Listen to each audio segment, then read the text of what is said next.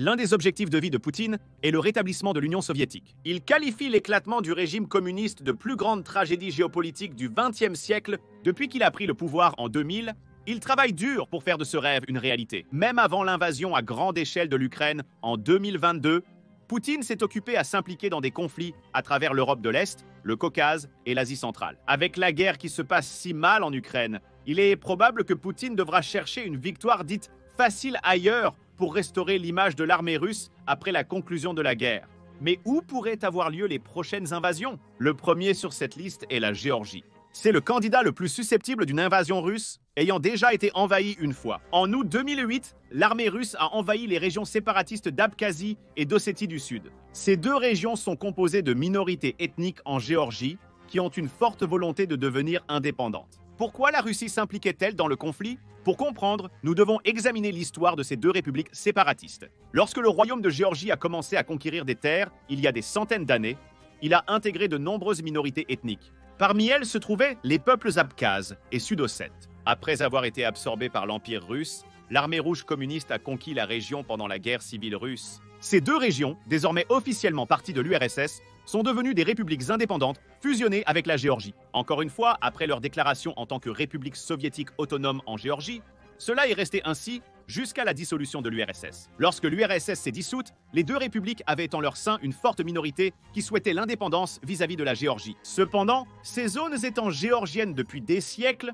la communauté internationale les a reconnues comme telles. Cela a amené les gouvernements des deux États sécessionnistes à proclamer l'indépendance, déclenchant une guerre civile féroce. Cependant, pendant la guerre, les forces séparatistes ont reçu une tonne d'aide militaire de la Russie pour mener leur guerre d'indépendance contre les forces géorgiennes. Sans aide internationale, la Géorgie a perdu les deux conflits et les deux républiques ont maintenant leur propre statut quasi indépendant. Au cours des 16 années suivantes, les deux républiques ont eu une trêve précaire avec la Géorgie. Durant cette période, de nombreux conflits ont surgi entre les deux républiques sécessionnistes et les forces géorgiennes. Souvent, ces affrontements se composaient de tirs d'artillerie transfrontaliers, d'attaques de tireurs d'élite et d'embuscades de patrouilles géorgiennes. Malgré les combats, aucune flambée majeure n'a eu lieu jusqu'en août 2008. Pendant cette période, les forces sud-ossètes ont commencé à bombarder lourdement les positions géorgiennes en violation de l'accord de cessez-le-feu de 1992. Les forces géorgiennes ont répondu de la même manière et lorsque les sud-ossètes ont continué à tirer, les troupes géorgiennes ont lancé une incursion limitée en Ossétie du Sud pour faire taire le feu d'artillerie. En quelques heures, les forces géorgiennes ont pris le contrôle du principal bastion séparatiste de la région. Mais il était trop tard. À l'insu de la Géorgie, la Russie avait déjà secrètement acheminé des troupes en Ossétie du Sud les jours précédents. Ces troupes attendaient à la frontière depuis au moins mai 2008, lorsque les troupes russes ont commencé à s'accumuler mystérieusement à la frontière sans raison apparente. Après la réaction de la Géorgie, la Russie a trouvé l'excuse nécessaire pour envahir massivement le pays. En quelques jours, près de 100 000 soldats russes, accompagnés de dizaines de milliers de séparatistes armés russes, ont rapidement submergé les forces géorgiennes. En moins d'une semaine, l'armée russe a non seulement repris le contrôle de tous les territoires séparatistes, mais a avancé plus loin dans des territoires non revendiqués par aucun groupe séparatiste pour créer une soi-disant zone tampon pour les deux régions. Craignant d'autres annexions de territoires à leur pays, la Géorgie a demandé la paix pour limiter la quantité de territoires que la Russie pourrait saisir. La Russie a pris environ 20% du territoire de la Géorgie lors de la campagne de 5 jours. À ce jour, la Russie maintient une force d'occupation de 10 000 hommes dans la région, avec environ 5 000 soldats répartis entre chaque république séparatiste. En plus de cela, la Russie continue de violer l'accord de paix signé à la fin de la guerre,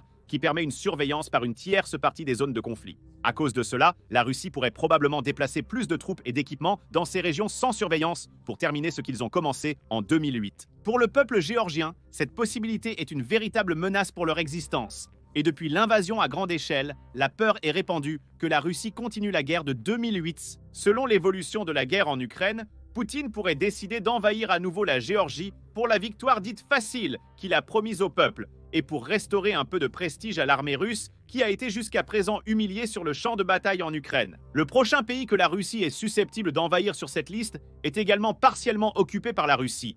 Mais c'est probablement un pays dont vous n'avez jamais entendu parler. Situé entre la Roumanie et la frontière sud-ouest de l'Ukraine, se trouve le petit pays d'Europe de l'Est qu'est la Moldavie. Mais bien qu'il soit aujourd'hui un pays indépendant, la majeure partie de son existence ne l'a pas été. Ce qui est aujourd'hui la Moldavie faisait autrefois partie de la Roumanie. Cependant, un an avant que les Allemands n'envahissent l'Union soviétique en 1941, l'URSS était occupée à envahir des territoires en Europe de l'Est, pendant que Staline et Hitler étaient encore copains l'un avec l'autre. Après l'invasion russe de la Pologne en 1939 et l'occupation de la Lettonie, de la Lituanie et de l'Estonie en 1940, Staline a jeté son dévolu sur un autre pays, la Roumanie. Sans entrer trop dans les détails, il y avait une partie de la Roumanie connue sous le nom de Bessarabie et de Bucovine. Ces deux régions situées dans l'extrême nord-est du pays étaient principalement peuplées de Moldaves ethniques primaires, qui partagent de nombreux liens avec le peuple roumain. Staline voulait ce territoire et a envahi la Roumanie en juin 1940 pour le revendiquer pour l'URSS. Durant la première année d'occupation russe, 12% de la population a été déportée ou tuée. Bien que temporairement réoccupée par la Roumanie pendant la guerre, l'Union soviétique a repris la région en 1944 et elle est restée une partie de l'URSS jusqu'en 1991. Durant cette période, plusieurs républiques soviétiques, y compris la Moldavie,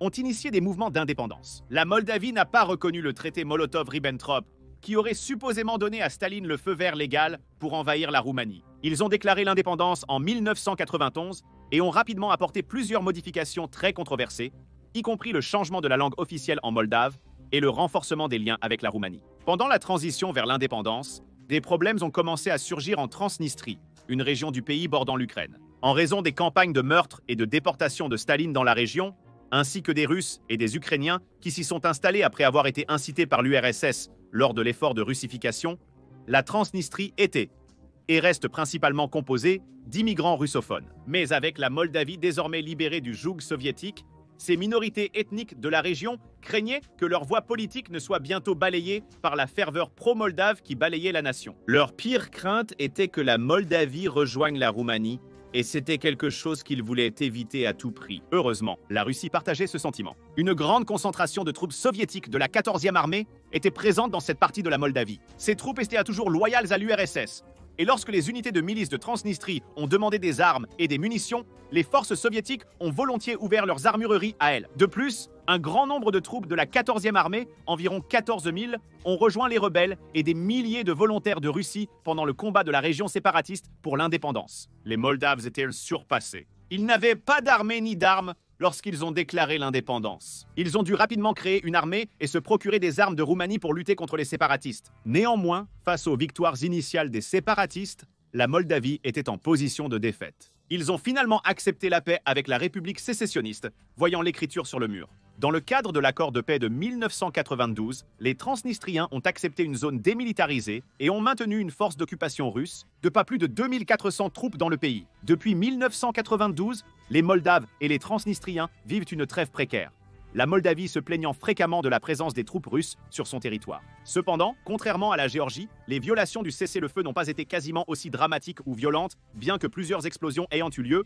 la plus grave d'entre elles se produisant en 2022. En avril 2022, le gouvernement transnistrien a déclaré qu'une cellule terroriste avait attaqué le siège de la police d'État à Tiraspol en utilisant un RPG. Les milices locales ont dit avoir retrouvé un lanceur vide. L'immeuble avait subi des dégâts, mais personne n'a été arrêté. Au cours des mois suivants, il y a eu au moins 7 autres attaques, ou tentatives d'attaque, y compris des drones larguant des explosifs sur l'aéroport de Tiraspol, un dépôt de munitions transnistrien subissant une attaque de drone, et un convoi militaire transnistrien subissant une attaque de drone, ou des grenades anti-chars de Telaches. Aucune de ces attaques n'a causé de victimes, mais elles ont causé des dommages matériels dans certains cas. La Moldavie et les États-Unis ont conclu que ces attaques sous faux drapeau étaient probablement perpétrées par les forces de sécurité russes pour entraîner la Transnistrie dans la guerre avec l'Ukraine. Toutefois, la Transnistrie n'a pas été séduite, son leadership actuel n'étant pas en accord avec tous les objectifs de Poutine à long terme. Naturellement, la Russie a tout de même tenté. Un document secret du FSB révèle un plan russe de 10 ans pour contrôler la Moldavie. Les stratégies à court terme incluent le support aux candidats pro-russes et la réduction de l'approvisionnement énergétique à la Moldavie. À long terme, le document parle d'utiliser des actions plus violentes et ouvertes, comme l'utilisation d'attaques sous fausse bannière, pour justifier une réponse militaire russe. Cela n'est pas aussi farfelu qu'il y paraît, surtout quand il s'agit de Poutine et de ses tactiques. Pendant la guerre actuelle en Ukraine, plusieurs généraux et politiciens russes de premier plan ont déclaré que la Moldavie réprime les minorités russophones dans leur pays. De telles déclarations sont exactement les mêmes choses que la Russie a faites pour justifier son invasion terrestre de l'Ukraine en février 2022. Donc, bien qu'une invasion terrestre immédiate par la Russie semble peu probable en raison de ses mauvaises performances en Ukraine, les chances ne sont pas nulles. La Russie pourrait envahir la Moldavie sur les talons d'un accord de paix négocié en Ukraine, en utilisant une autre série d'attaques sous faux drapeau, ou comme une autre victoire soi-disant facile, comme la Géorgie, pour restaurer l'image publique des forces armées russes après le fiasco ukrainien. Le prochain pays que la Russie pourrait envahir pourrait vous surprendre. Depuis l'invasion de 2022, la Biélorussie est un fervent soutien de la Russie. Après tout, son dictateur, Alexandre Loukachenko, a permis à des centaines de milliers de troupes russes de franchir ses frontières pour envahir l'Ukraine depuis le nord. Loukachenko a également permis aux troupes russes de mener des attaques depuis le territoire biélorusse. Il a permis aux unités russes malmenées dans les combats en Ukraine de se reposer et de se rééquiper. Et des dizaines de milliers de blessés russes sont soignés dans les hôpitaux biélorusses au détriment des populations locales qui ne peuvent pas accéder aux soins médicaux à cause de cela. Malgré ce soutien, pourquoi la Russie voudrait-elle contrôler la Biélorussie? La réponse courte à cela est à cause de son dictateur faible. Loukachenko dirige la Biélorussie depuis son indépendance suite à la dissolution de l'URSS. Toutefois, en quelques années, il a tenté de se rapprocher de la Russie. Cette ambition a mené à l'accord des années 90 entre la Biélorussie et la Russie, appelé État de l'Union de la Biélorussie et de la Russie. Le but déclaré de cette union est d'augmenter les relations politiques, militaires et économiques entre les deux pays. En théorie, l'État de l'Union imaginait que les deux pays utiliseraient la même monnaie, que les deux pays reconnaîtraient les lois de l'autre. Il établissait que les deux pays seraient prêts à se défendre mutuellement en temps de guerre et que leurs citoyens orientent la citoyenneté dans les deux pays. À ce jour, très peu de l'État de l'Union a été mis en œuvre. Bien que les citoyens biélorusses et russes soient techniquement citoyens des deux pays, ils peuvent y travailler, y vivre et y voyager sans aucun problème. La majeure partie de cet arrangement repose sur l'aspect militaire. Cependant, tout cela a changé lors des élections présidentielles biélorusses de 2021. Selon les rapports, Loukachenko a largement perdu cette élection. La favorite pour l'élection, l'indépendante Svetlana Tikhanovskaya, a remporté 80% du vote populaire. Évidemment, Loukachenko ne pouvait pas être battu, prétendant plus tard avoir gagné 80% des votes. Cette décision a failli plonger la Biélorussie dans une guerre civile, avec de vastes manifestations dans tout le pays. Loukachenko a dû demander le soutien de Poutine car sa police et ses forces armées étaient tellement débordées qu'elles ne pouvaient pas gérer tous les manifestants. Après l'élection de 2020, Loukachenko a accepté son rôle de marionnette personnelle de Poutine.